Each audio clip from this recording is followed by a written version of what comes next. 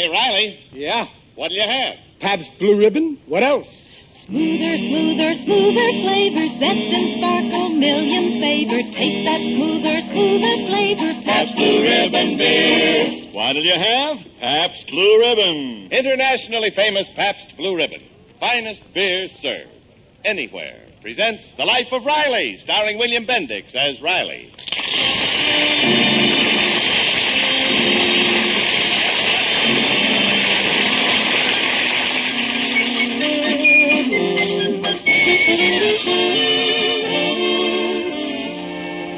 With a sincere wish for good weather everywhere, we apologetically report to the rest of the nation that this day dawned bright and sunny in the part of California where Chester A. Riley lives. He rose early, ate a hearty breakfast, and since the aircraft plant is closed today, Riveter Riley decided to put his holiday to good use by doing various odd jobs around the house. Jobs that he'd neglected to do for some time.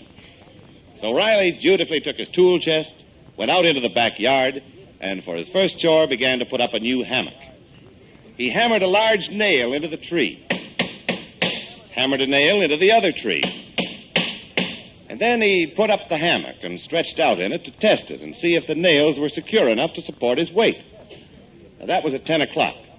It is now 12:30, and the test is still going on.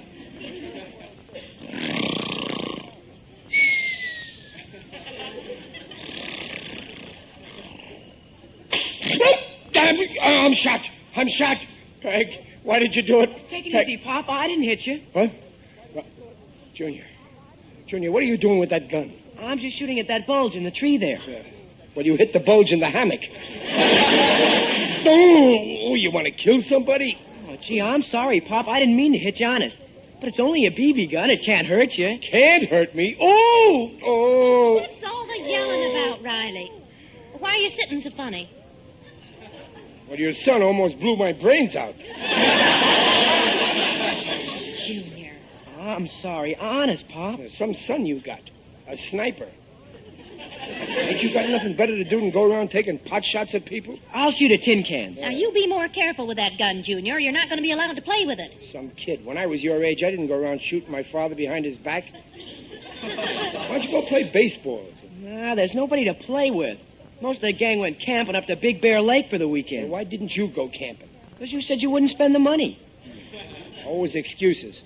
Anyway, there's other things to do besides going camping. You can have fun right here in town. Why don't you go swimming? The only place to go around here is the Y. Well, why don't you go there? Because you wouldn't give me the $7 to join. Oh. First, I didn't want to give you money for camping. Now I don't want to give you the money for the Y. Next thing, you'll be calling me a tightwad. Go on, say it. I dare you say I'm a tightwad. Well, you are a tightwad. I ain't asking you. I'm asking him. Can I go now, Pop? No, you stay here.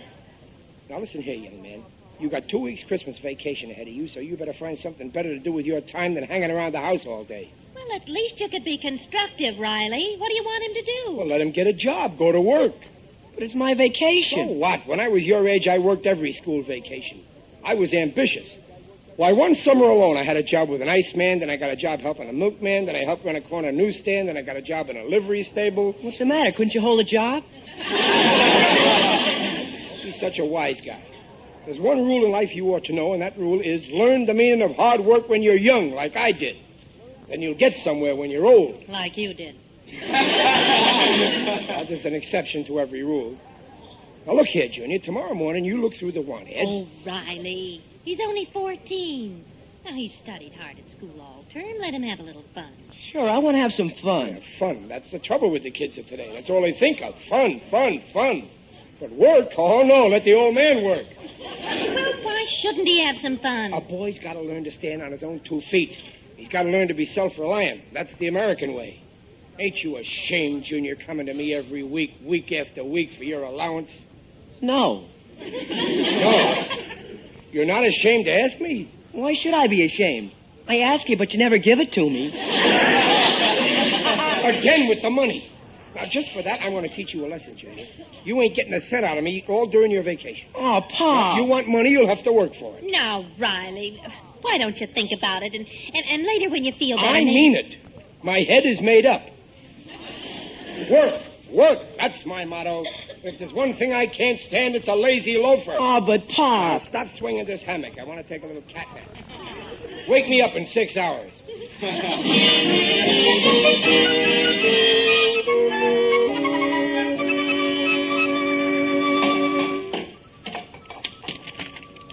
Hi, Peg. Oh, you're home early, dear. Yeah, I walked instead of taking the bus. Where's Junior? On the back porch, I think. He was a minute ago. Oh, did he look for a job today? Well, he disappeared right after he got home from school. Maybe. Maybe. You don't know? I've got more important things to worry about. What's more important than your boy's future? I want to know if he looked for a job today. Well, then go ask him. All right, I will. Junior! Junior! I'm out here, Pop. Oh. Oh, Junior. Hi, fellas. Hi, Mr. Riley. Hi. Junior, did you look for a job today? No, Pop. I thought I told you you're going to work this vacation. Oh, I am. But I'm going into business for myself.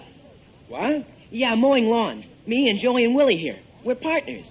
See, if we can get a hold of $10, we can rent 3 lawnmowers. And with the 3 of us working, boy, we'll clean up. Oh, now, Junior. You're still a child going into business for yourself. Anything to get out of work. Pop, this way. You'll never make a go of it. You know the kind of a neighborhood this is. Every guy mows his own lawn. You don't. Or gets his wife to do it. Oh, yeah. But if we get 3 Don't lawnmowers... you know the only way to make an honest dollar is to put in your 8 hours every day and collect your pay at the end of the week? But we can make this pay off if we can only get the lawnmowers. Sure, Mr. Riley. Well, we can make oodles a boodle. I figure we can make each... Okay. At least it's better than loafing. You're making a stab at work. I'll give you the $10. Oh, you will, Pop? Yeah, there you are. Here. Oh, boy, thanks, Here, Mr. Pam. Riley. We'll pay you back, Pop. Ah, forget it. But believe me, it's just throwing away good dough. You'll never make a go of this. Oh, sure we will. We got 40 customers lined up. $5 each for a month. That's $200 a month. Well, gosh, in 12 months, that's $2,400.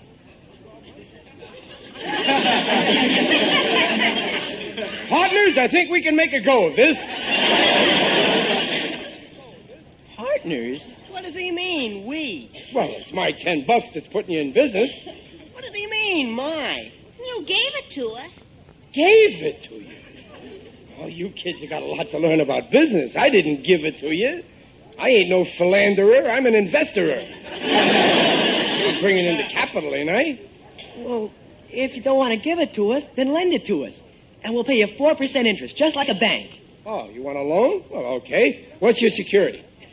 Security? Well, sure, that's what the bank would want. Pop, I give you my word you'll get the dough back. What bank would take the word of a Riley? I've been all through that. Okay, I guess we'll have to make you a partner. Yeah, I guess so. Everything was going along so nice. Well, what are you worrying about? I'll be fair. I'll let you kids have a controlling interest. All I want is a measly 49%. That leaves 51% for the 3 of you. And any time you want to get rid of me, all you have to do is call a meeting of the stockholders and you can vote me out of the corporation. Oh, can we do that? Well, sure. I'll draw up the bylaws and we'll make it legal. Now, anything else we need?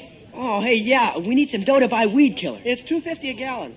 $2.50? What? That's ridiculous. I know where to get some weed killer for 75 cents a gallon. Well, that stuff's no good. Yeah, the other stuff's guaranteed. Now, look, it's all the same stuff. It's just different labels. The weeds don't know the difference. But, Pop... Look, don't try to tell me about weed killer. You get the 75-cent stuff. Okay. All right, You Pop. see, I just saved you 2 1/4. You need a guy like me in the organization. Now, okay, fellas, get the lawnmowers and the weed killer and get to work bright and early tomorrow. The Riley Lawn Mowing Company is now in business. And remember our motto, don't let the grass grow under your feet.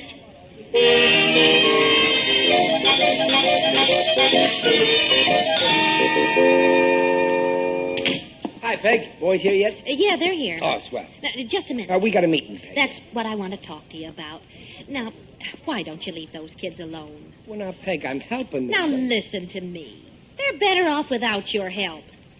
Well, that's a nice remark to state. The way you talk, you'd think I was trying to swindle them. Well, I didn't mean that. Only I think... I that couldn't even if I tried. I only got 49% of the profits. They get 51%. Well, why should you get so much? Well, how do I know there'll be any profits? Suppose they don't vote any. Well, that's right. They don't have to vote any profit. No. With their 51%, they control the vote. Riley, I don't think you were very smart on this deal. No. Well, don't you worry. I thought of everything. On paper, they control the vote. But you don't think Junior will vote against me.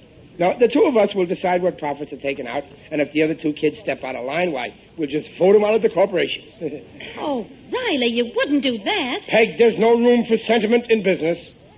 Besides, it'll be a good experience for the other two kids. It'll train them for the future. But, Riley... No, later, Peg. I got this meeting. Hi, Mr. Riley. Hi, hi, partners. Okay, the meeting of the stockholders of the Riley Lawnmower Company is now called to order. Ow! Oh, my hand. We gotta buy a gavel. Okay, Treasurer Junior, let's have your report. Well, to date, we've collected $75. And we spent $6 for the weed killer. That leaves $69 cash on hand. Well, that's not bad, partners. Not bad for 1 week's work. Now we got to decide how much of the $69 goes for your salaries and how much for profit. Now, how about $15 for salaries? 15? Yeah, and $54 for profits. Do I hear a motion? Yeah, I move the whole $69 be paid out in salaries. 23 each for the three of us, me, Junior, and Willie. Second motion. Oh, no. Now, wait a minute. No, you can't do that. There's a motion on the floor. Yeah, take a vote. Huh? Okay, you want to vote, you get a vote. This is a fair and square outfit. All those in favor of this ridiculous, stupid motion, say aye. Joey? Aye. Willie? Aye. And I vote no, so the motion is defeated. Hey, wait a minute. Junior didn't vote. What? Oh, yeah, that's right. Well, okay, Junior, let's hear you vote. I vote aye. You see? We win. 51% to 49. Okay, here's the dough, fellas. 23 for you. Wait a minute. 23 for you, Junior. No, just a minute. Here's yours, Willie. Oh, boy. Now, wait, you can't do this. Here's your share, Junior. No, don't take the money, Junior. Oh, boy, $23. You're out of order. You can't get away with this. I'll take my $10 back. Okay. I move we give Mr. Riley his $10 back and kick him out of the corporation. No, wait. Second motion. No fair. All those in favor? Aye. No. Aye. No. Aye. I mean, no. Junior, you can't do this. Okay, Mr. Riley, here's your $10 Well, back. this ain't legal. You can't do it. Oh, yes, we can. It says so in the bylaw. Those bylaws are crooked. But you wrote them, Pop. But this is... Oh, what a revolting development this is.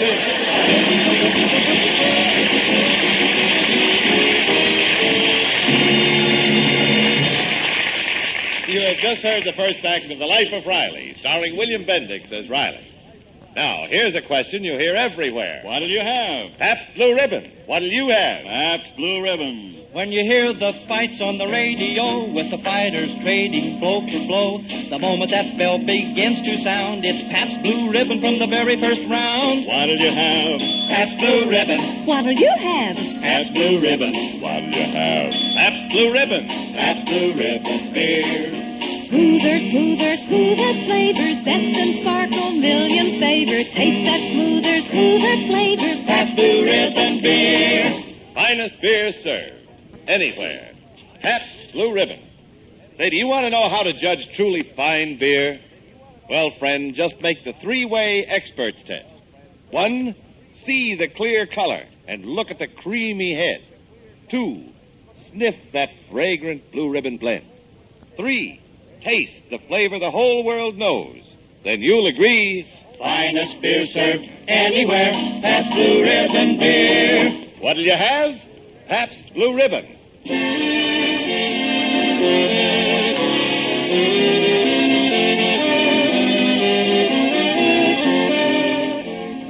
And now back to The Life of Riley, starring William Bendix as Riley with Paula Winslow and John Brown. Well, the Riley Lawn Mowing Company is still a going concern, only without its president and founder, Chester A. Riley, who was ousted in a shrewdly executed voting maneuver on the part of majority stockholders Junior, Joey, and Willie, aged 14, 13, and 12 and a half, respectively. My own son.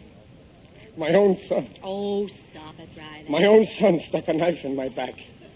Well, you deserve it. I deserve it. Is that a way for a son to act? Young Henry Ford didn't do it to old Henry Ford. Young Nelson Rockefeller didn't do it to old John Rockefeller. Young Sears didn't do it to old Roebuck. But young Riley can do it to old Riley. That's okay, huh? Well, there's no room for sentiment in business. What kind of a stupid remark is that? You said it first. Yeah, and I was right. That was the smartest, stupid remark I ever made. Well, I'll teach them a lesson they'll never forget. Well, there's nothing much you can do about it, dear. No. Will you take a look in the backyard? Yeah. Why, it's a lawnmower. Where'd you get it? It's a power lawnmower, and I rented it. What for? With that lawnmower, I can mow lawns in 1/10 the time it takes those kids. So I'm going to hire some boys, pay them next to nothing, undercut Junior's prices, take all their customers away, and put them out of business. That's the kind of a man I am. And you're not ashamed to admit it. For heaven's sake, Riley, why don't you leave those kids alone? Now, you got your money back. It ain't the money. I'm going to teach those kids a lesson in business. It'll be an education for them. They got to learn just because they're big businessmen, they can't shove the little fella around. You're the little fella? Why, the three of them together weigh less than you do. I'm going to throw my weight around. They got to be taught a lesson. You'll see by this time tomorrow they'll come crawling back to me, begging me to come back in the corporation. Oh, Riley, this is the meanest thing I ever heard of. How can you be so petty? Taking advantage of kids. When I married you, I never realized you had this side to your character. Yeah, well, there's nothing you can do about it now. You're stuck with me.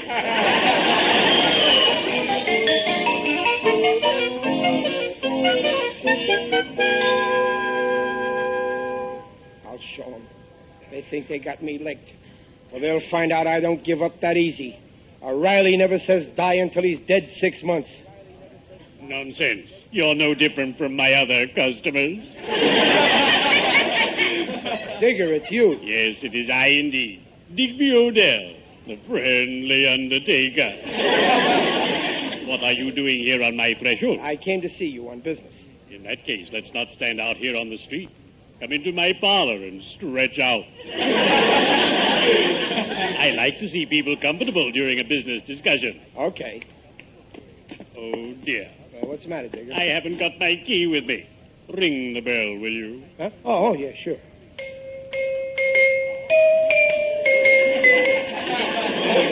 Someone must be home. Ah, yes. Here comes one of my sons. Hello, Papa. You know my youngest son, Mossbank? Oh, yeah, sure. Hey, he's getting to be a big boy. Oh, yes. Pretty soon he'll be big enough to help me carry the load. What are you doing with that shovel, son? Just playing, Papa. I'm digging a hole in the backyard. Bully for you. Make it a nice big hole and Papa will give you something to put in it. I'm buying a new weeping willow tree. Thanks, Papa. Charming you. I believe boys ought to learn how to plant things at an early age. It helps them later on. Now, what did you want to see me about, Riley? Well, Digger, I'd like to mow your lawn for you for a small fee. But your son, Junior, and his friends are doing it for me now. And they're doing a bully job, too. Well, I'll do better. But I made a deal with the boys. We have a verbal contract. Break it. Oh, I can't do that. 20 years in business, and I've never broken my word yet. When I make a promise to a customer, the promise is always carried out. And so is the customer. But you're paying Junior $5. I'll do it for $2.50. No, I don't approve of price cutting. I tried it once in my business. It was disastrous. A customer came along. I offered to do the job for $100. My competitor cut the price to $50. I got angry and went down to $25. He went down to $10. One thing led to another. We started calling each other insulting names. He kept throwing dirt in my face, and I kept throwing dirt in his face. Nobody was throwing dirt in the customer's face.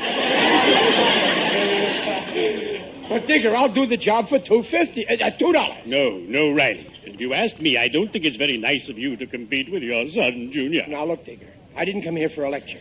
And if that's going to be your attitude, you and me are through. Even if you wanted to, I don't want you for my customer. Oh, I'm sorry, dear chum. As far as I'm concerned, there are no hard feelings.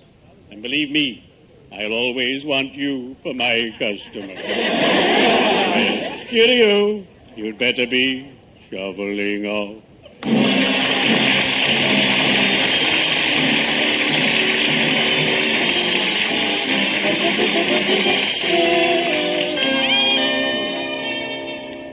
But what did Joey say? Why the meeting, Junior? No, he just said be at the house and... Oh, here comes Joey now. Hiya, Joey. Hi, fellas. Well, what's up, Joey? Why'd you call a meeting? Something wrong? Plenty. You know that weed killer your father made us buy? What about it? It worked good. It kills the weed. It works too good. It not only kills the weeds, it kills the grass. You're kidding. Honest. I went to Peterson's house. You should see that lawn. There just isn't any grass. Just a couple of patches here and there. And I checked on all the other lawns. They're just as bad. Holy smoke, all of them? All of them. What'll we do?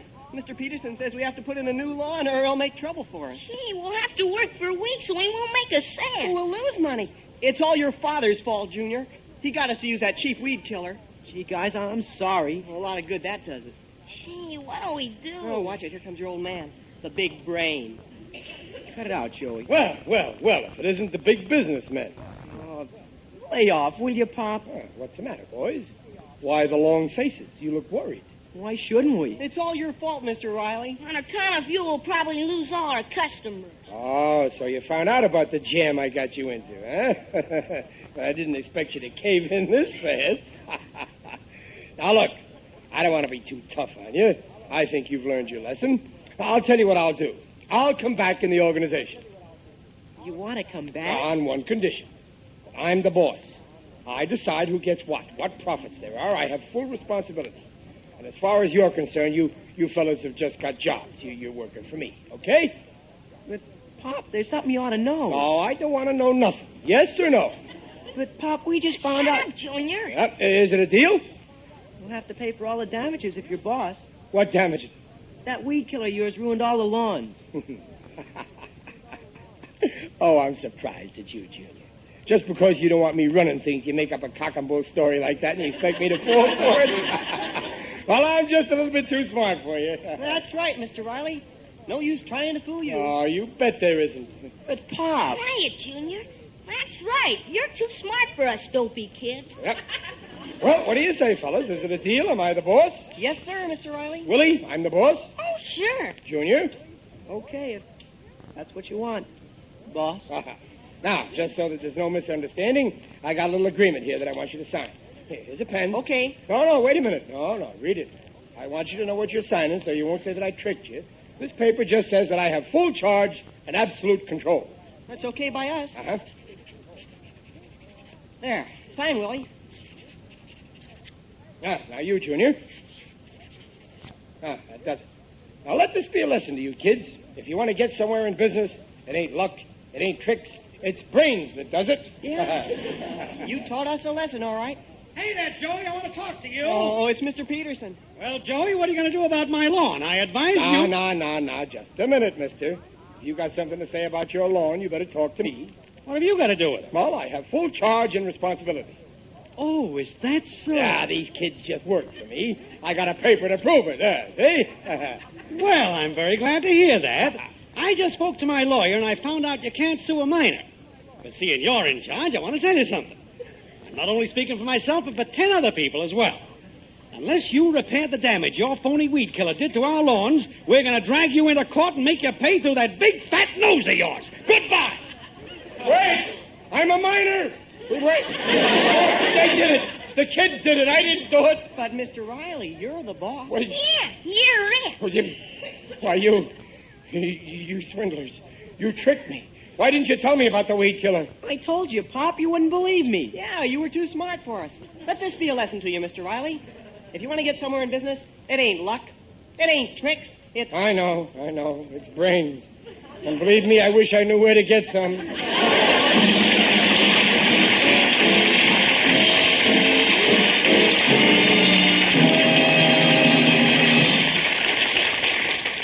Rileys will be back in just a moment.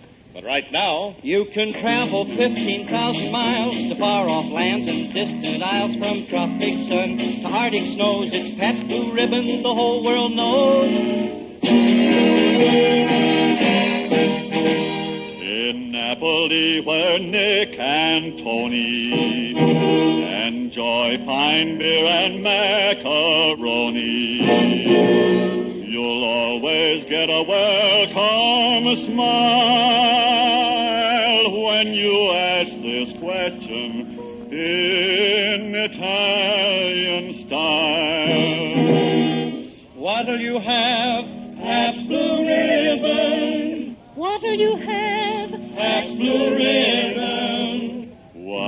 you have? Pabst Blue Ribbon. That's Blue Ribbon beer.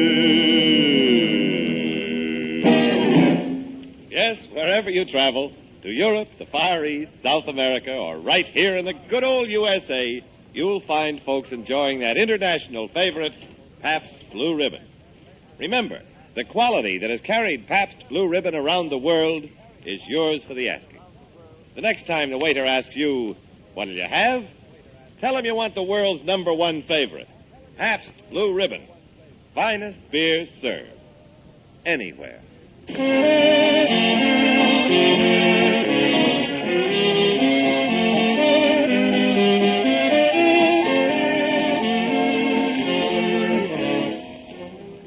But, Peg, you don't seem to realize the spot I'm in. Every night when I come home dead tired, I'll have to put in a couple of hours on those lawns. And all day Saturday and Sunday and holidays. And my 2 weeks vacation next summer. Well, what's there to laugh about? Well, I think it's very funny. I don't want to be an I told you so, but I told you so. No, well, all right, so you told me so. But I wouldn't be in this jam if it wasn't for that Joey. At least my junior warned me, but I didn't listen. That junior's okay. He plays square. He's a real honest kid. He tried to do me a real good turn, and I'll never forget it.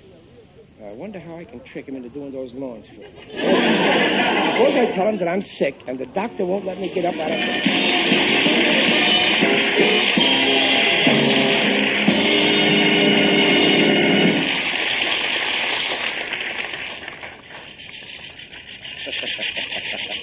And friends, do you hear what I hear? A lawnmower and Chester A. Riley. What'll you have? Pabst Blue Ribbon. What do I need? Pabst Blue Ribbon. Pabst Blue Ribbon beer. Smoother, smoother, smoother flavor, zest and sparkle, millions favor. Taste that smoother, smoother flavor. Pabst Blue Ribbon beer. What'll you have? Pabst Blue Ribbon.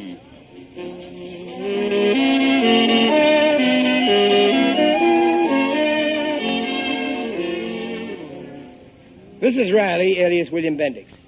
And so they were married. But John and Mary didn't live happily ever after. Quarrels over money almost separated them until they asked Family Service for help in budgeting. Now John and Mary are on their second honeymoon, thanks to Family Service. Just one of 155 agencies supported by your community chest contribution. Give enough to do enough. Pledge now to your community chest. No other gift does so much for so many.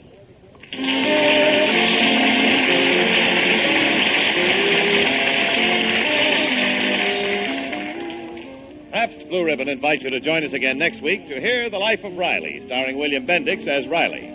The script is by Alan Lipscott and Reuben Shipp. Music by Lou Kozloff. Mrs. Riley is Paula Winslow, Digger Odell is John Brown, and Junior is Bobby Ellis. The Life of Riley is produced by Irving Brecker. The Life of Riley is brought to you by the Pabst Brewing Company of Milwaukee, Wisconsin, and sent your way with the best wishes of Pabst Blue Ribbon dealers from coast to coast. See you next week. Jimmy Wallington speaking. Tomorrow, Herbert Marshall plays The Mysterious Man Called X on NBC.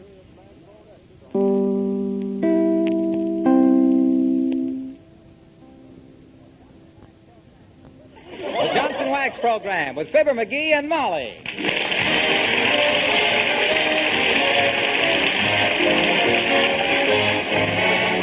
The makers of Johnson's Wax for home and industry present Fibber, McGee, and Molly, written by Don Quinn and Phil Leslie, with music by the King's Men and Billy Mills Orchestra.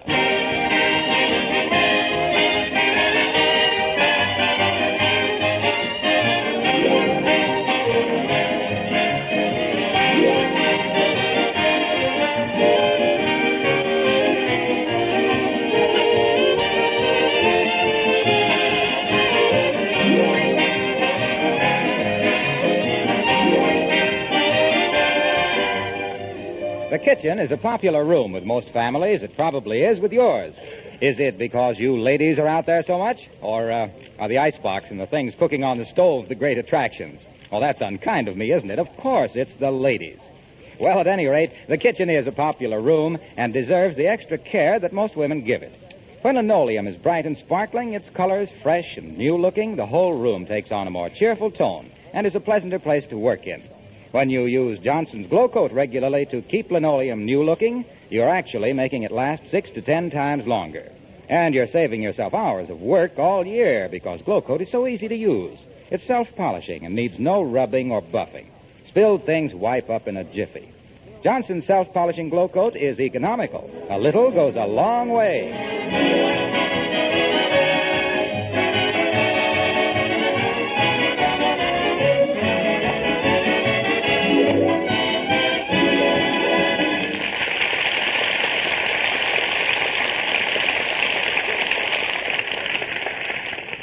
When a man has demonstrated that he isn't very smart in the daytime, there's only one answer: night school.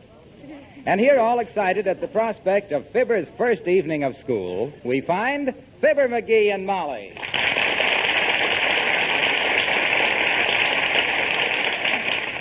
This is for me, Molly. The 3 R's: reading, writing, and arithmetic. The last time you went to school, it was running and wrestling at recess. I was just a kid then. I didn't realize how important an education was. My gosh, I was 23 years old before I knew what was the capital of Guatemala. What is it? Capital G. I always thought it was Guatemala with a Q. Well, I still don't quite get the idea of this sudden passion for learning. You know why? I'll tell you why. All right. Because the other day, I and a bunch of guys were standing around the cigar store, and they started to talk about inflation. And I made a triple-plated, 5-star, rhinestone-studded jackass out of myself. How? This time? Well, one of the guys turns to me and says, "What do you think of inflation, mutton face?" Mutton face? Yeah. They call me that on account of I always have a thoughtful look on my face like a sheep, and I usually need a haircut. Well, what was your answer? The one that shook your self-esteem to its tottering foundation. Well, sir, my gosh. With inflation, I didn't know from nothing. I had to bluff. Yeah? So I mulls it over in my mind a minute. Then I says, kind of cool and casual, "Well, boys," I says, "I think it'd be a fine thing for the country." Well, what happened then, mutton face, or dearie? Well, it was kind of confused for a few minutes. One guy snatches back the cigar he'd just given me. Another guy spits on my shoe and walks out. And the guy that owns the cigar store closes my charge account and tells me to beat it before he reports me to the FBI. Oh, dear. Oh, dear. I never so humiliated in my life. My gosh, how did I know there was nothing to be said in favor of inflation? McGee, with your gift for getting yourself out on a limb, you should have been a tree surgeon, you should. Ain't it the truth? Well, anyway, that's one of the 2 reasons I'm starting a night school. What's the other reason? That's a secret. Can't you even tell me? Nope. I can't tell anybody. Now, let me see. I got my pencil box, my ruler, my registration card, my first baseman's glove. What's that for? Oh, some of the kids might want to play a little baseball at recess. At night? Oh, my gosh, I forgot that. Well, I'll leave my first baseman's glove here and take my flashlight. We can play run, sheep, run. What subjects are you taking, McGee? Well, my particular curlicue consists of English, French, economics, and manual training. McGee, you don't mean curlicue, you mean curriculum. You better go to night school yourself, baby. Everybody knows curriculum is a style of architecture. The house across the street has got curricular columns on the front porch. No, that's Corinthium. Go on. Corinthium is a flower. They wear Corinthiums to football games. No, McGee. We're all confused here. Those are chrysanthemums. Well, then what's a curlicue? A curlicue is a fancy little flourish. Certainly. And if you don't think my going to night school is a fancy little flourish, Tootsie, you just... Oh, hello there, Alice. Hiya, Mrs. McGee. Hiya, Pop. Hello, Alice. What's the cube root of 3,733,248? 72. Why? Well, how on earth did you know that, Alice? Creepers. I thought everybody knew simple things like that. Not me, Alice. I'm dumb. Up till a few days ago, I thought a cube root was the bottom part of a box elder. That's why he's starting night school tonight, Alice.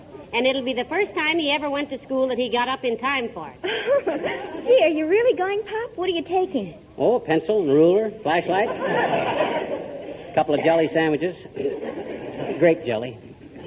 Alice means what subjects, McGee? You know, in your curlicue. Oh, what subject? Oh, manual training, That's so I can finish a tabaret I started in the 7th grade. And English. Basic? I don't know what kind. Just so's they learn me to talk it correct is all I care. I still make a few mistaken errors in the way I say my grammar.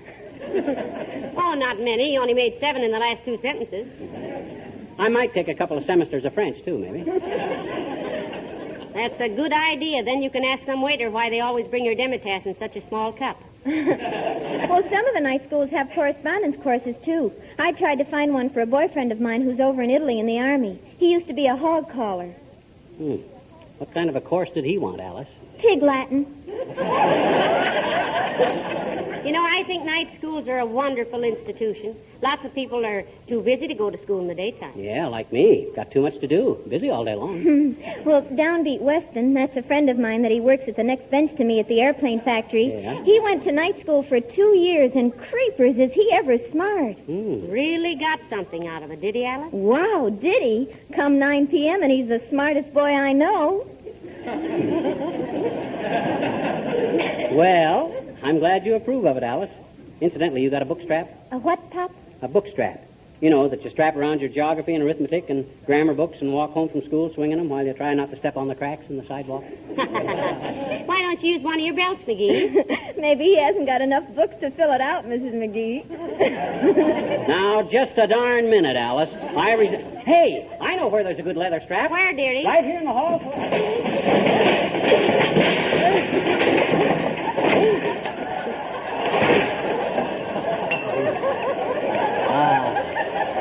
Just as I thought. It ain't here.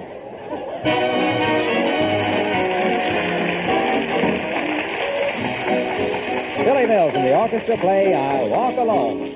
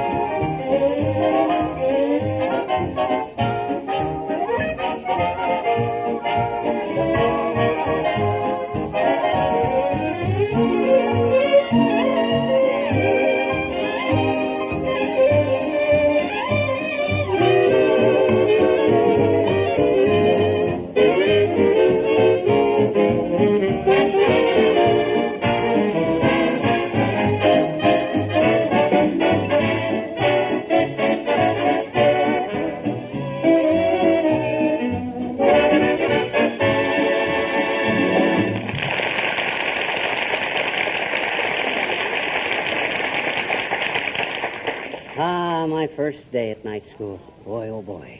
Won't you be proud of me when I come home with an education, Molly? I wonder if they'll ask me to join a sorority. I hope not. Well, I'm no snob. I got nothing against kids just because they're rich. If they tap me on the shoulder and say, brother, we want you to pledge yourself to Inca Bunca Phi. Yes, sir, I'll do it. That's all, I'll do it. And you can wear my pin. Oh, thanks, kid. But I doubt very much if the Wistful Vista Night School has any Greek letter fraternities. I'll bet it will have. I know at least 3 Greeks that are going this semester. There's Harry Depopoulos, Nick Saharius, and... Hey, I better find out if my lunch is packed. Hey, Beulah. Oh, Beulah. Somebody belling for Beulah?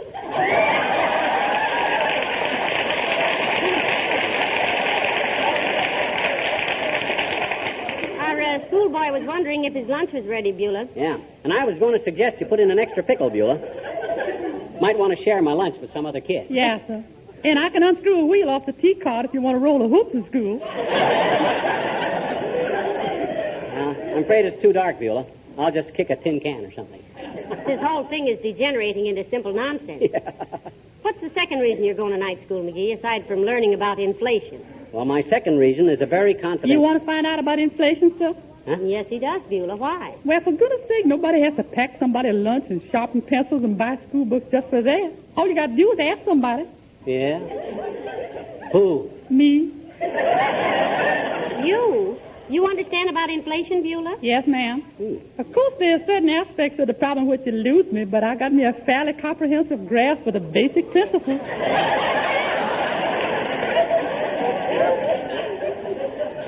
Well, flatten my feet and call me a cop. Maybe if Beulah explains it to you, McGee, you can skip the economics course and take basket weaving. Break it down for me, Beulah. Yes, sir. Intrinsically, of course, the whole concept of preventing inflation lies in the control of prices. Therefore, if both the dealer and the consumer plays fair with ceiling prices, retail goods will remain at a predetermined and reasonable level, thus obviating the necessity of raising wages and extending production costs, which in turn raises prices again. Well, flatten my feet and call me a cop. Yeah, that sounds very reasonable. Yes, reducing the problem to an understandable perspective, if the article is ceiling price at 32 cents and you pay 33 cents for it, you is 1 cent on your way to inflation. Well, flatten my feet and call me a cop. Where'd you learn all that stuff, Beulah? Night school. Well, I hope it does as much for Mr. McGee as it's done for you, Beulah. Oh, it will, it will. Ah, my first day at night school. What a moment. If it ain't too painful a reminiscence, Mr. McGee, how far did you get in public school? He got a high school diploma, Beulah. And regardless of any ugly rumors you might hear, it had nothing to do with his knowing certain facts about the principal and the music teacher. Of course it didn't. Just because the pupil happens to catch the principal necking with the music teacher and happens to mention it the day before graduation don't mean the pupil wouldn't have graduated anyway. So I've often wondered. As a matter of fact, Beulah, on graduation day, when the class marched around the gymnasium, Mr. McGee led the whole senior class. He really did? As president of the class? No, I was the only kid in school who had a drum. The only kid who had a drum. Let's see what the man said. Love that man.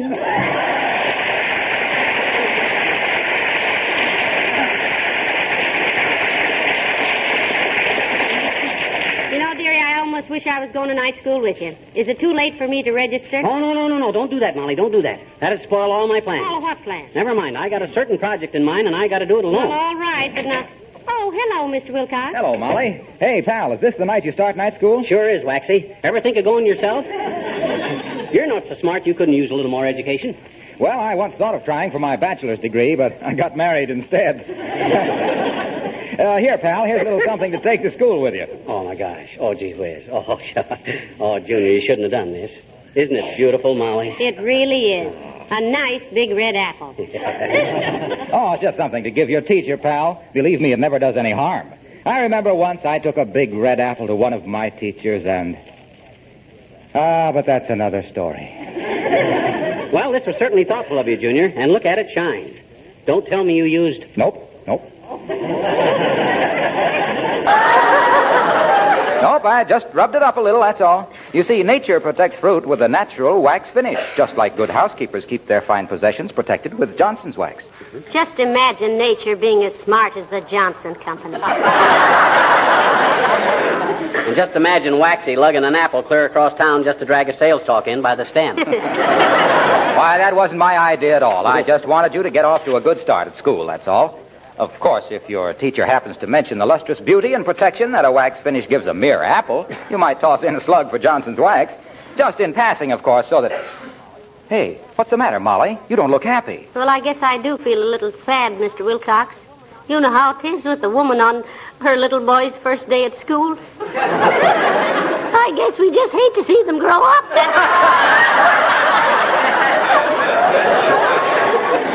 Hear you talk, anybody'd think I'd never been to school before. Well, they'd think so to hear you talk, too, pal. What do you mean by that crack, Waxy? Well, he just means you're a little careless about your grammar, dearie. You're always splitting your infinitives. Well, Dad ratted at the laundry would be a little more careful with them. Well, happy school days, pal. Good night, Molly. Well, it's getting almost time for you to go. I'll see about your lunch. Be sure you take your registration card and your other... Okay, I'll get it all. Ah, there goes a good kid. To think of her marrying a dumb guy like me and buying the license herself. Ah, well, she knew I'd pay her back. And I will, too. Hi, George, after I graduate from night school, come in. Hi, mister. Oh, hello there, Teeny. I'm sorry I haven't got time to barber with you right now. I don't want to be late for night school. Oh, I says I haven't got time for any vocal volleyball right now. I don't want to be late for night school. Oh, night school. Oh, cut it out, sis. This is a serious project with me. I'm after an education. Oh? And if you're a good girl, I'll send you a ticket to the entertainment they give at the end of the year. Oh, what kind of entertainment? I don't know this year.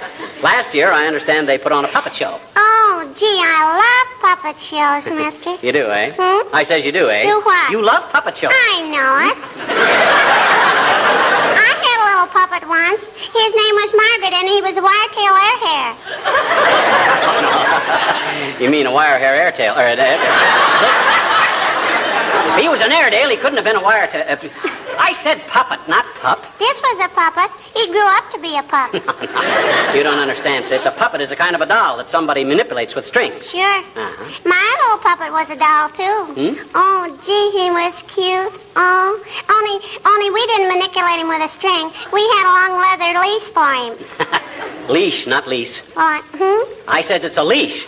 A lease is what you sign when you rent a house. My puppet didn't rent a house. We gave him one for nothing. He didn't have any money. Look, sis. My daddy says he didn't even have a cent, except when he got wet.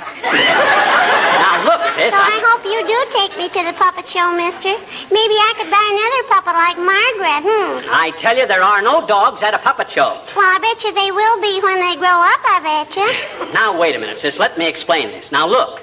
A pup and a puppet are two different things. Are two different things. Yes. A pup is an animal, a living, breathing thing. He eats, he sleeps, he... Careful, mister. There's no sense in prolonging this silly conversation any longer. You're too ignorant to understand. Oh? Well, what's so funny? I'm ignorant. Yes. But you have to go to night school. Oh, brother.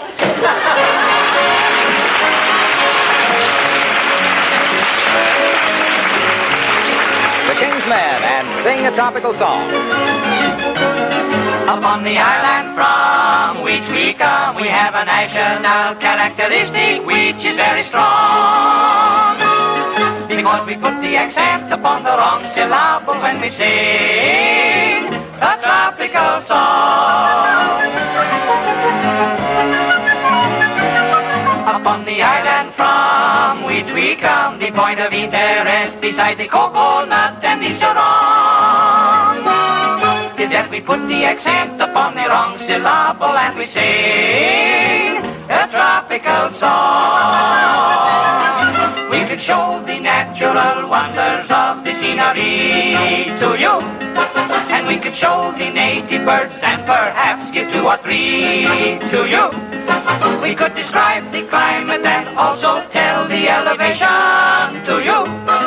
And we could very hastily introduce the population to you. We could show you the hotel and many of the fascinating places. We could take you to the bar where visitors may fall upon their faces. And if we only had a track, we could probably take you to the races. But we prefer to acquaint you with the following interesting fact. Upon the island from which we come, we have a national characteristic which is very strong. And if you should remain here, you will discover one peculiar thing before very long. That you have put the accent upon the wrong syllable, and you will be dancing, humming, singing a tropical song.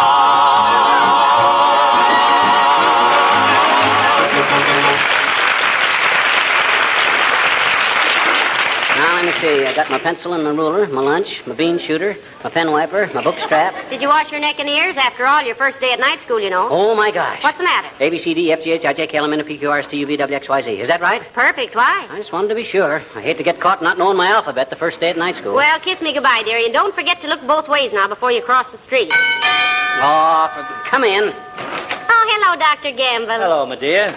Well, and what's little false face loaded down with? Running away from home, Chiselwit? You're going to break a leg jumping to conclusions one of these days. Doctor, if you'll pardon the expression. And on you, it'll look good. Himself here starting night school tonight, Doctor. Night school? Well, hypomidermic. Yes, night school, and sneer if you want to, you big pulse pincher. Just because you haven't learned anything new in the last 20 years, don't make any snide remarks about somebody else wanting to improve his mind. Why, my dear boy, I'm heartily in favor of your improving your mind. In fact, I've recommended it many times. He certainly can't lose anything by trying it, Doctor. I should say not. And think what a thrill he's going to get when he learns to write his own name without help. Okay. Scoff if you want to. Deride. But by George, hey, what time is it? You still got 3/4 of an hour. I never saw a kid so anxious to get to school. What are you studying, McGee? Well, he wants, for one thing, to study the causes and effects of inflation, Doctor. Oh, he does he? Well, I can explain that so that even he can understand. Just a matter of teaming up to keep prices down, that's all. If prices stay down, the cost of things stays down. Prices go up, costs go up. Then prices go up again, and climb in, kids, we're off to the poorhouse. I don't know why you can't understand that. Don't bother your big fat skull about what I can't understand, you big fever lover. What? I can always... Hey, how about driving me over to school, Doc? Can't. Get in bed with the ration board. Why would you, Doctor? Getting rid of McGee for 3 hours would definitely be considered pleasure driving. Besides, I gotta... Hey, look at the time. I gotta go. So long, Molly. So long, Wait Doc. a minute, McGee. Kiss me goodbye. Okay. Oh, come over to the window, Doctor. Look. Isn't he sweet? Trudging off to school like a little man. It breaks my heart to see him grow up so fast. Don't worry. He'll still be a little boy if he gets to be 9 feet high. Get a load of him, marching along with a big fat cigar in his little fat mouth. I wish I knew what his other reason was for going to night school. Another reason? What a day in history this is. Imagine him having one good reason for anything, to say nothing of two. Oh, he isn't so bad, Doctor. I know he isn't. You don't know what it does to me to be able to drop in on him and take turns spinning each other's ears back. Oh, that reminds me, I have a mastoid operation waiting for me at the hospital. Good night, my dear. Good night, Doctor.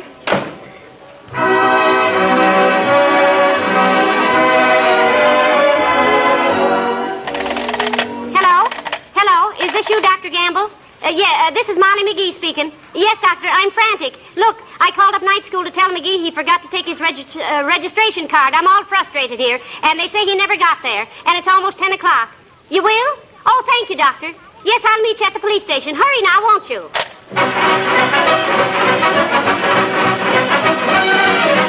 And you checked all the hospitals, Sergeant? That we did. And furthermore, ma'am, and doctor, we haven't seen the little man since he was leaning against this very desk 1 year ago, trying to explain to the lieutenant why he was trying to climb the flagpole in the front of the public library. The answer being, he wondered if the bar on the top was really gold.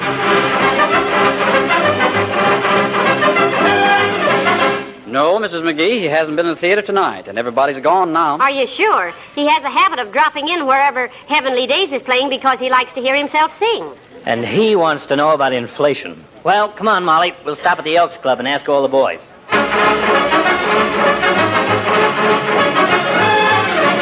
I guess I'm not supposed to go in, am I, Doctor? Oh, wives are permitted to wait in the lobby, Molly. Come on. Dear, oh dear, I'm so worried. I hope one of the men here has seen him. Well, I'll go in and ask if anybody has... Wait a minute. Listen. Okay, fellas. I'll take the 8 ball in the corner pocket. Combination shot on the 11 and 6. That's him, all right. Behind the 8 ball, as usual. Doggone it, I missed again. Oh, well. Have another jelly sandwich, Ozzy. Have a pickle, Ed. Get him out here, Doctor. With pleasure.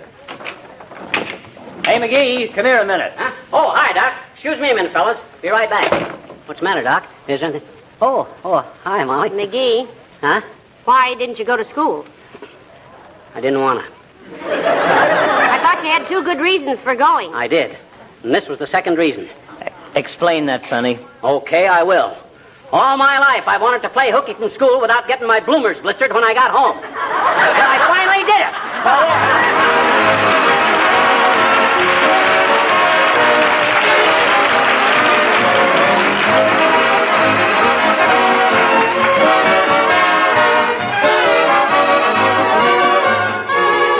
you enter a home where the floors, furniture, and woodwork are wax protected, the first thing you think of is how beautiful it all is. That rich wax protected look is really something to admire and be proud of. And when I enter such a home, I think how well protected all those surfaces are. And I salute the lady of the house for being such a good housekeeper. She has learned the value of protective housekeeping. Protective housekeeping with Johnson's Wax. Let me list briefly the benefits you receive from regular applications of Johnson's Wax to the floors, furniture, woodwork, and other surfaces in your home. First, you protect your things. Make them last longer. The coat of wax takes the wear. The surface underneath is safe. Second, you save yourself hours and days of work because waxed surfaces are so easy to keep clean. Third, you have a healthier home because a waxed home is a clean home. And last but not least, every application of Johnson's Wax adds greater beauty to your entire home. Ladies and gentlemen, we had fun with inflation tonight, but there won't be much comedy in inflation if it comes. And it needn't come at all. Because while it's a very real danger, the prevention is comparatively simple. Whenever you buy things in a store, check the prices with the ceiling price posters. The responsibility rests with both the retailers and the customers. And we know everybody will back up our fighting services by fighting against the increase of prices at home. Remember, there's a certain paper hanger who hopes we'll neglect our ceilings. Good night. Good night, all.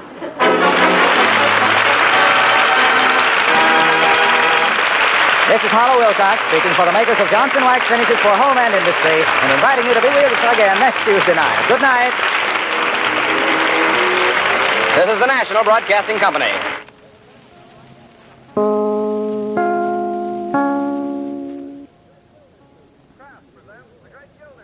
Kraft presents The Great Gildersleeve. Yeah.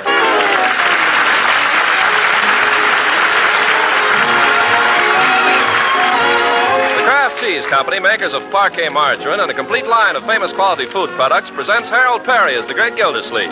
Kraft brings you the Great Gildersleeve every week at this time, written by John Whedon and Sam Moore. We'll hear from the Great Gildersleeve in just a moment. But first, let me tell you about the grand cheese food that gets such a royal welcome from shoppers every time a new supply arrives at their favorite food store. Yes, it's your old favorite Pabstet, the delicious golden cheese food of 100 uses. Pabstet, an economical, nutritious cheese food, is such a wonderful help in preparing wartime meals, we just wish there was a whole lot more of it to go around. Pabstet, you see, makes those smooth, appetizing cheese sauces that add such nourishing goodness to macaroni or noodles, cooked vegetables, and fish, prepared in dozens of tempting ways. And Pabstet also spreads, slices, and toasts to perfection. So naturally, it's in big demand, too, for sandwiches and for crackers with dessert. So ask for Pabstet and buy it when you can. Look for the round, flat package, the delicious golden cheese food, Pabstet.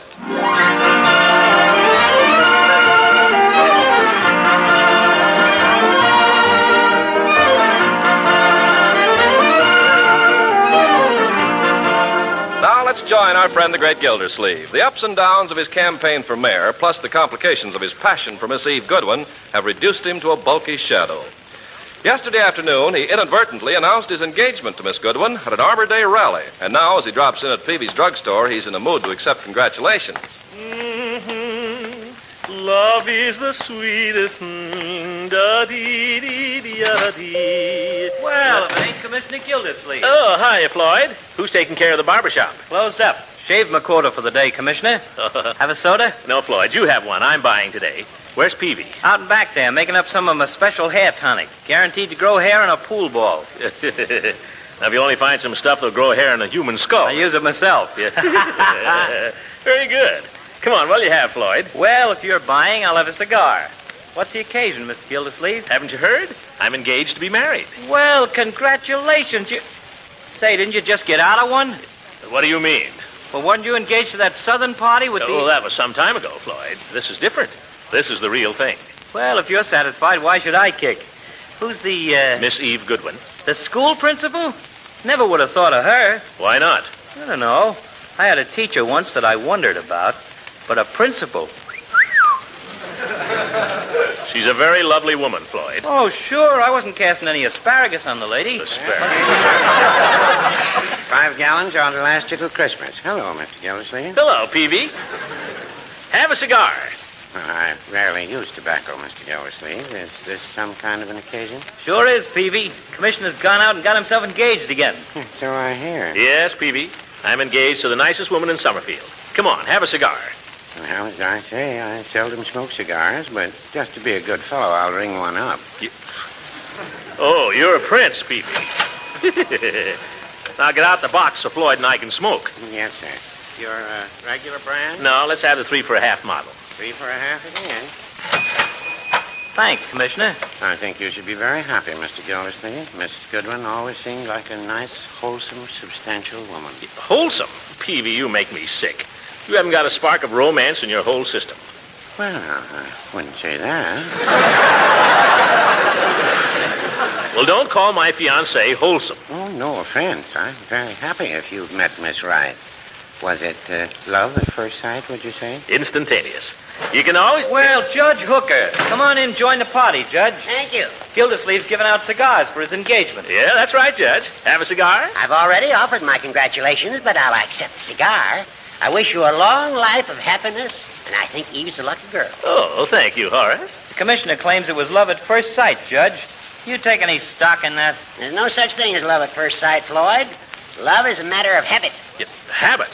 Love is not like brushing your teeth, Horace. Well, I think there's something in what he says. There. Floyd's a married man, Gildy. He ought to know. All right, Floyd, what's your theory? Well, I'll tell you the way it happened with me. I was going with the wife for about 6 months, I guess. You know, she seemed like a good kid. Her family knew my family. She was fairly good looking at that time. Hadn't started to spread out, you know. But to me, she was strictly a good time. Nothing serious. Few laughs, a little necking once in a while.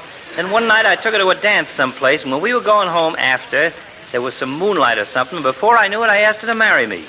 I didn't have any more intention to marry that girl than... Well, as soon as the words were out of my mouth, I could have bit my tongue off. That's very interesting, Floyd, but what's your theory about love? My theory is that it's an accident, and there ought to be a law against it. You're just cynical. You can't convince me. Me either, Mr. Gildersleeve. What do you think, Peavy? Do you think love is just a habit? And I think love is a miracle. Oh? What do you mean by that? Well, I'll tell you. The minute I laid eyes on Mrs. Peavy, I was swept off my feet. There you are, fellas. Tell us how it happened, Peavy. Well, we met at a picnic. There were several other Oh, people. I'd never fall for a girl at a picnic. They make you do all the work. Shush, Floyd. Light the fire, boil the water. Let Peavy tell his story, Floyd. Bury the garbage. It's a lot of work at a picnic. Go ahead, Peavy. Well, Mrs. Peavy was the only stranger in the group at this picnic. So 4 or 5 of us young fellows were meeting her for the first time. As soon as I saw her, I knew she was the girl for me. It was like an electric current, huh? Well, no, I would... yes, by George, it was. It was like an electric current, and it sure filled me full of ginger. You know how young fellows are. I commenced to show off, climbing trees, jumping across the creek. Had on a brand new pair of trousers, but I just didn't give a hang. That's it, Peavy. That's the miracle. Oh, no, that's not the miracle. The miracle was that I was the only fellow there that fell in love with her, and I was the only one she married. That was the miracle.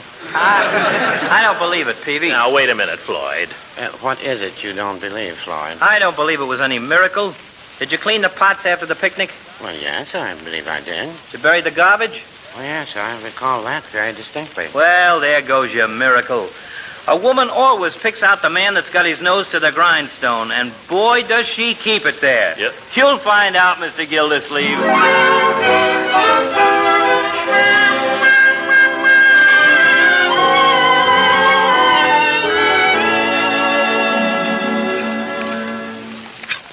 Oh, Bertie, I do hope it will turn out well. Do you think it will?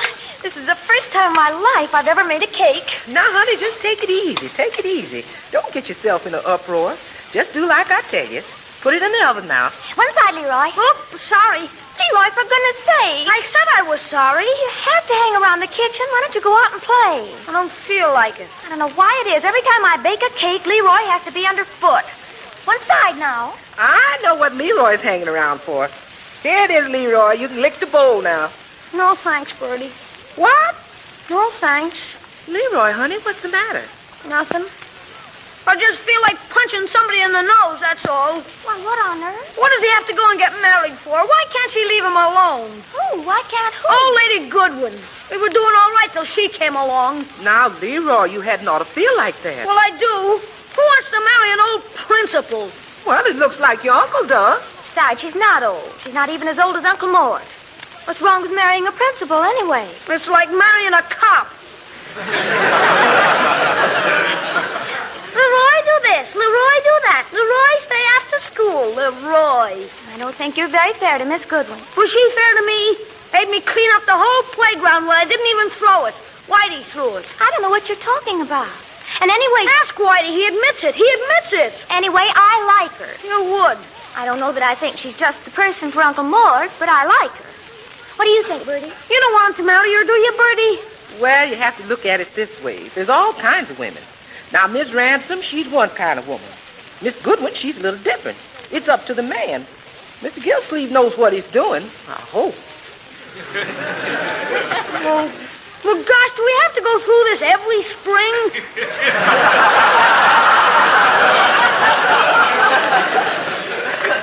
Last year it was Mrs. Ransom. This year is Miss Oh, hi, Unc. I didn't hear you come in. Oh, Mr. Gildersleeve, you're home early. Yes, Uncle Marcher. Early. Did I interrupt something? Oh, no, we were just talking. Yeah, just talking. I've been teaching Miss Marjorie how to bake a cake. Yeah, she's been teaching me how to bake a cake. Yeah, making a cake. Well, that's fine. What's for dinner, Bertie, besides cake? Oh, something you like. Good. Well, how did it go today, Uncle Mort? Fine. Bertie. Yes, sir? Bertie, I suppose the children have told you that I've decided to take the fatal plunge. I'm taking it again, as it were. Oh, yes, sir. I was just getting round to congratulate you. Many happy returns, Miss Gildersleeve. Well, thank you, Bertie. Thank you. You approve of this step, I trust. Oh, anything you want to do is all right with me. You know that, Mr. Gildersleeve. Yes, I know that, Bertie. But I'd like to know what you really think of it. Oh, I think it's fine, Mr. Gildersleeve. I think it's fine, if you do. Oh. Well, thank you. Of course, I don't know the lady, except the one time she came here to dinner. Yes, I must have her to dinner again soon. Perhaps tomorrow night, so we can all get acquainted. After all, we're going to see a lot of each other. I can't help noticing that you children haven't committed yourselves as yet. Marjorie, what do you think of all this? Oh, I think it's fine, Uncle Mort. I really do. I hope you'll be very happy, and I think you will. Well, I think we should be. After all, Miss Goodwin and I have many things in common which should... Leroy, what do you think? Oh, I think it's fine. Fine, I think it's fine. You do, eh? Yeah, I think it's fine. That's fine. Front door, I'll go. Come on, Marjorie. Let's get out of here so Bertie can get dinner. I've got to watch my cake. Oh, I'll watch it, honey. You run along. Oh, thanks, Bertie. But I baked it, remember? Don't worry. You'll get the credit. Hi. Hello, Leroy. Mrs. Ransom. Uh-oh. I suppose she's heard. Yeah, I'm glad to come over, Mrs. Ransom. Come in. Oh, thank you, Leroy. Is your uncle? Sure, he's here. Let me take your coat, Mrs. Ransom. Pretty polite all of a sudden. Uncle'll be glad to see you. He was just saying, I wonder why Mrs. Ransom never comes over anymore. What's the little devil up to now? Oh, hello, Leela. Throckmorton, darling. Hello, Marjorie. Throckmorton, I'm so happy for you. Happy? I just heard the news just this morning. 'Course I had to hear it from Judge Hooker. Oh, I was going to call you, Leela. Oh, I understand. Gracious. You're much too busy to have any time for me. But I just couldn't wait to tell you how happy I am for both of you. I called Eve up right away. You did? Oh, we had the nicest chat. I think she's a dear, Throckmorton. So refined. Oh, yes, Eve's very refined. And such a lady. I think you two should have a very interesting life together. Well, we plan to, of course. I'll bet the children are just thrilled about it, aren't you, Leroy? Yeah, it's great. Don't you think it's wonderful, Marjorie? Yes, I do.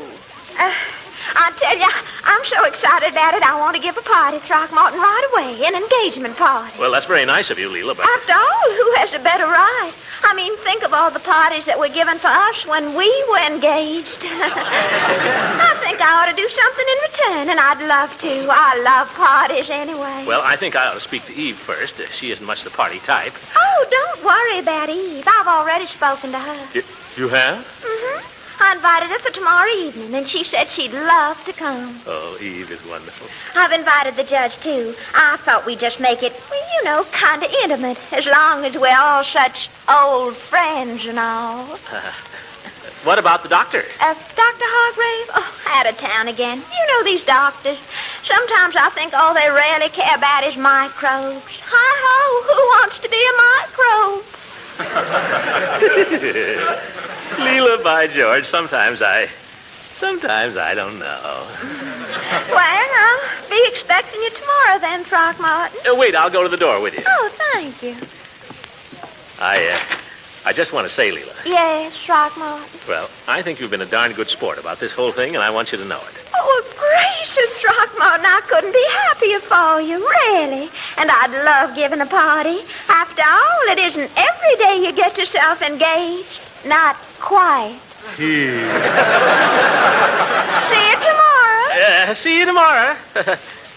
Tomorrow. I wonder. It could be one of my bad days.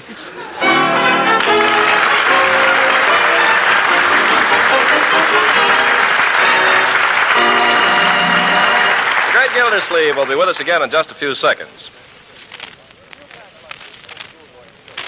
If you'll pack lunches for school-going children and hard-working grown-ups, surprise them someday this week with the appetizing cheddar cheese flavor of Pabst-ett.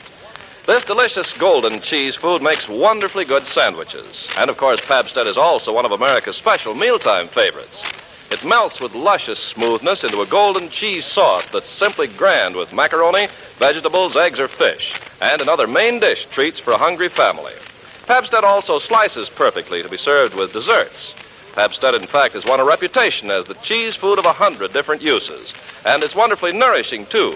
Pabst-ett helps provide food energy, milk protein, milk minerals, riboflavin, and important vitamin A. So for delicious, nourishing sandwiches and other mealtime treats, buy Pabst-ett whenever you can. Look for the round, flat package, the delicious golden cheese food, Pabst-ett.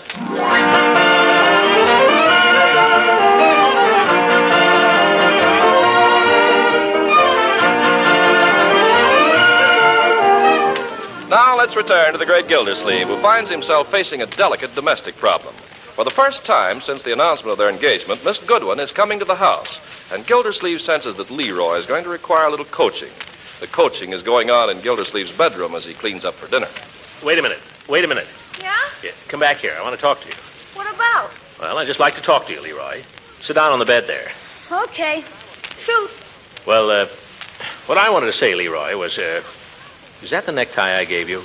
Yeah, what's the matter with it? Nothing. I wonder why I gave it to you. Yeah. What I was going to say, my boy. Yeah? Did you wash your neck? Sure. Come here. By George, you did, didn't you? She's not going to get anything on me. Who? Miss Goodwin. Now, that's just what I want to talk to you about, young man. That attitude.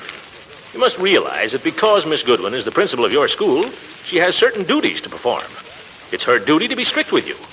Ye gods, somebody's got to be strict with you. But you mustn't take that to mean that she doesn't like you. That's all right. I don't like her.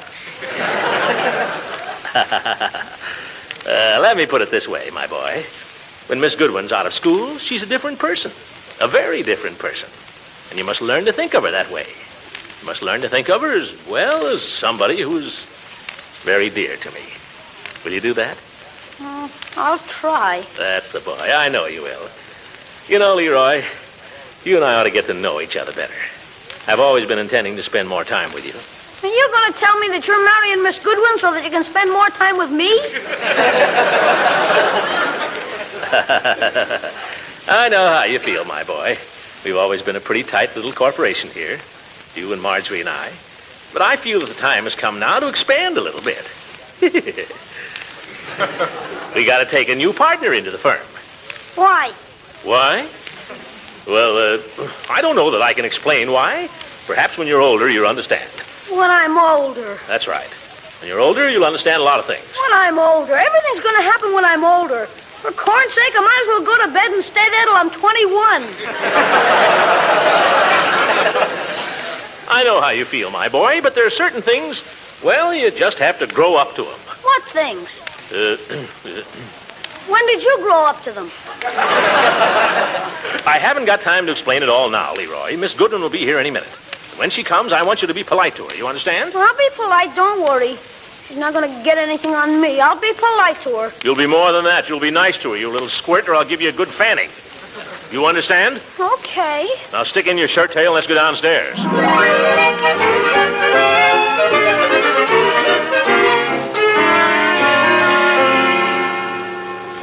Well, Eve, darling. Throckmorton. Why didn't they tell me you were here? I've only been here a few minutes. May I? Careful. Lipstick.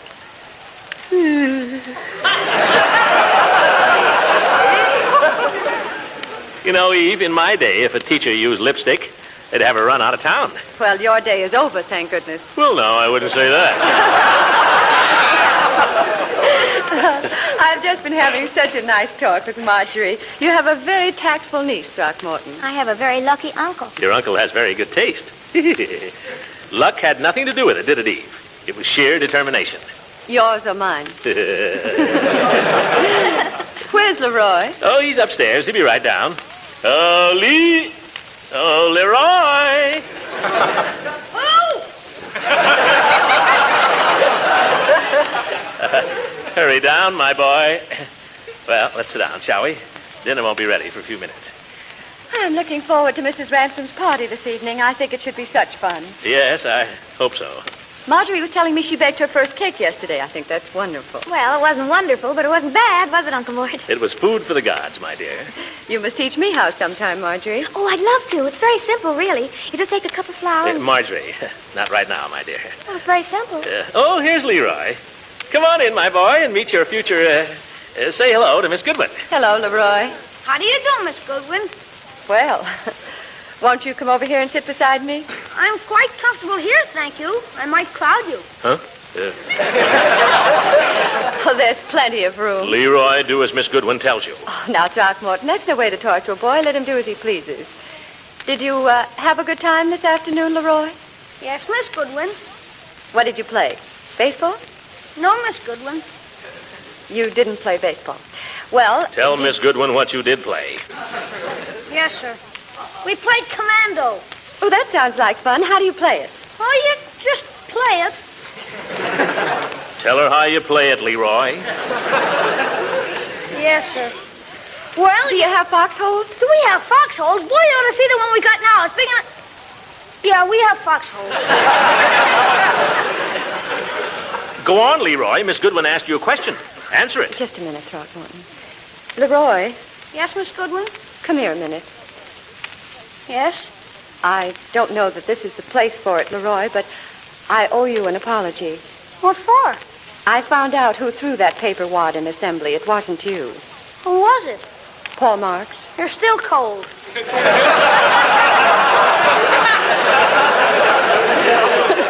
Am I? Well, don't tell me who it was. It wasn't you, and I apologize. Miss Goodwin, I'll tell you something. Yes? I didn't actually throw it, but I wadded it up. Well, I'll forgive you, Leroy, on one condition. What's that? When we're out of school, don't call me Miss Goodwin. Well, what'll I call you? Well, call me Eve or anything you like, but not Miss Goodwin. I like to get out of school once in a while, too, you know. Okay, I'll do it. If you'll do something for me. What's that? Don't call me Leroy. The name is Leroy. No, young man. It's a deal. Oh, here's Bertie. Is dinner announced, Bertie? Come and get it. Bertie's a jewel, but she's no Emily Post. Shall we, Leroy, come back here? I get to sit next to Miss Goodwin. No, sir, I do. Happy little family.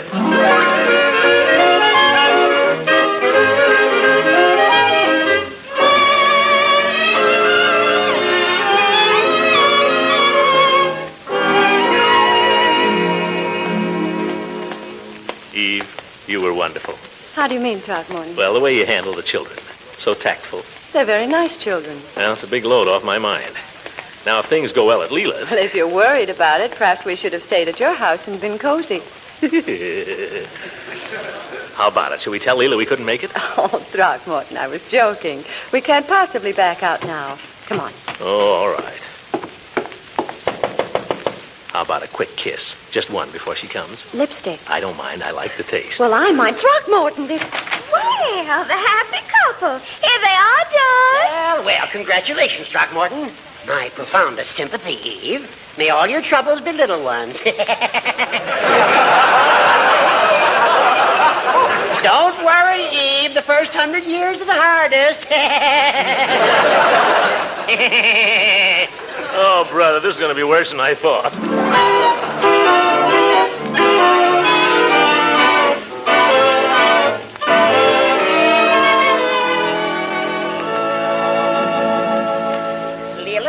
I want to tell you that's the finest homemade punch I ever tasted. It's simply delicious. Great. Oh, now y'all are just trying to turn my head. But my mother always told me a girl should be able to do one thing well. Well, I'm sure you have other accomplishments. Well, I can cook a little.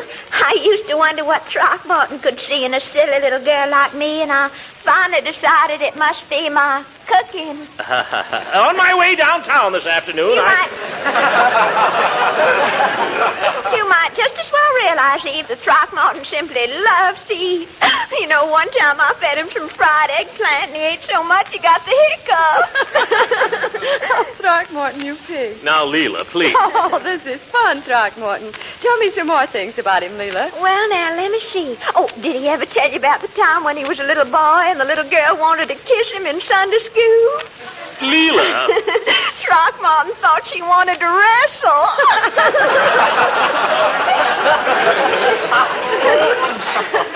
My, how he's changed. Eve, please. But, darling, I like to know things about your past. Then let me tell them to you. Eve, have you ever seen that snapshot of Throckmorton, the one that was taken when he was a 3-year-old baby?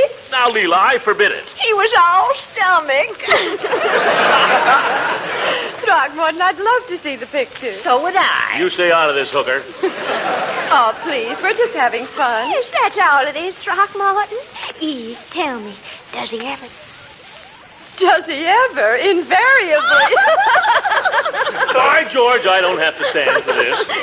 Eve, has he ever sung Speak to Me of Love? Leela, is nothing sacred to you? Well, it can't be terribly sacred, Throckmorton. You've sung it to me. Shut up, hooker.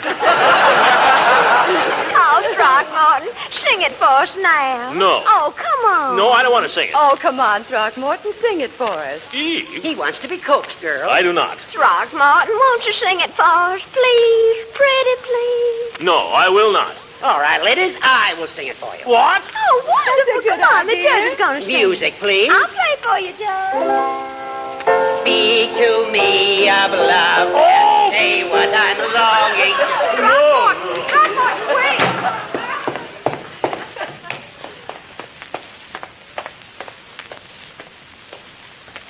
By George, I'm a jackass. Women. Floyd was right. Well, sir, Throckmorton P. Gildersleeve has learned his lesson. Throckmorton, please, wait for me. What do you want? Darling, don't you see? Don't you understand what Leela was doing? You were just as bad as she was. She was trying to make you look silly. She was trying to make me lose my temper. Who wouldn't lose his temper? I'm not blaming you, darling. Only don't be mad at me, please. Will you forgive me? Well, I won't go back there. We don't have to. Isn't there anything else you'd like to do? Yeah. Peavy was right after all. Love is a miracle.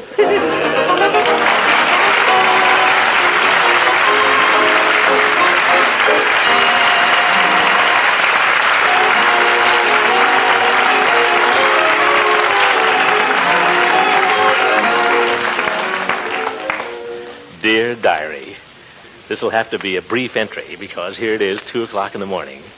How did it ever get to be so late? And I thought this was going to be one of my bad days. Good night, everybody.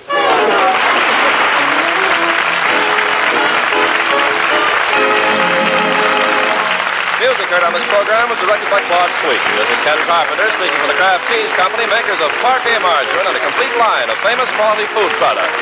Kraft invites you to listen in again next week for the further adventures of the great Gildersleeve.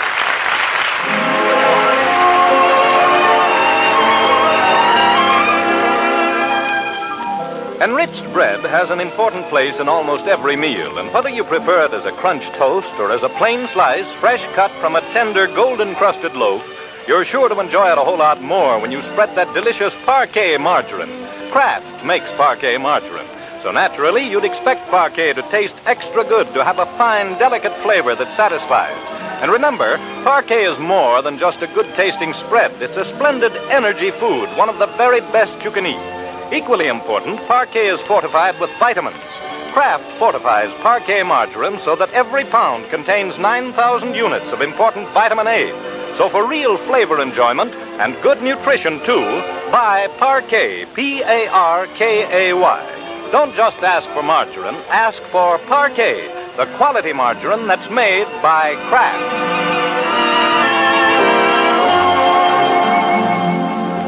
This is the National Broadcasting Company.